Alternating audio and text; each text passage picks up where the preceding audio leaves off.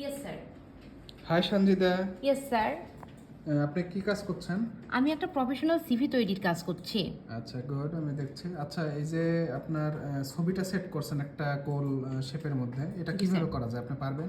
জি sir, আমি পারবো। একটু দেখান এই কিভাবে। জন্য প্রথমে আমাদের ইনসার্ট মেনুতে যেতে হবে। আচ্ছা তারপরে শেপসে যে কোনো একটা আপনাদের পছন্দসই শেপ নিতে হবে।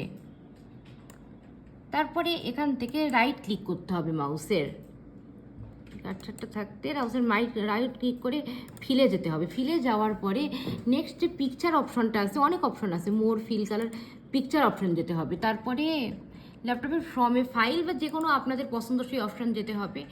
যাওয়ার পরে আপনাদের যে কোনো একটা ডাউনলোড বা যে কোনো একটা জায়গা থেকে যে কোনো একটা ছবি এরকমভাবে সেট করে ইনসার্ট দিতে হবে, তাহলে পিকচারটা সেট হয়ে গেল। এই তো চলে আসছে, Yes, সুন্দর হয়েছে। আচ্ছা, আরেকটা প্রশ্ন, এই জি, যে স্যার। এই সাইডে যে লেখাগুলো আছে এগুলো আপনি কি সরাসরি লিখছেন না কিভাবে লিখছেন? এগুলো আমরা টেক্সট বক্স নিয়ে লিখেছি। আচ্ছা, টেক্সট ব্লক নিয়ে কি সুবিধাটা কি?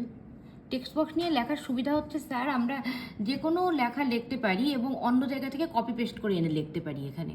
এবং যে কোনো জায়গাতে আমরা মুভ করতে পারি সহজে, না? Yes, sir. টেক্সট বক্স নিয়ে লেখা দেখান, আমি দেখি কিভাবে লিখবেন। এই যে Okay, sir. হয়তো এই ছবির নিচে আমি একটা লেখা লিখবো, সেক্ষেত্রে ধরেন আমরা ছবির নিচে একটা লেখা লিখবো, সেক্ষেত্রে প্রথমে ইনসার্ট মেনুতে যেতে হবে, তারপর টেক্সট বক্সে আসতে হবে, তারপর টেক্সট বক্স নিয়ে নিতে হবে। এখান থেকে আমরা টেক্সট বক্সটাকে আপনাদের পছন্দসই জায়গায় মুভ করা যেতে পারে।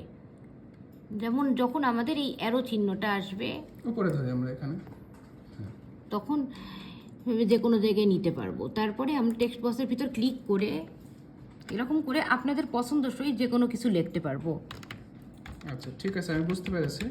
তাহলে এগুলো ডিলিট করে দাও, আর সিবিটা ভালো হচ্ছে তৈরি করা। অনেক ধন্যবাদ। Thank you sir.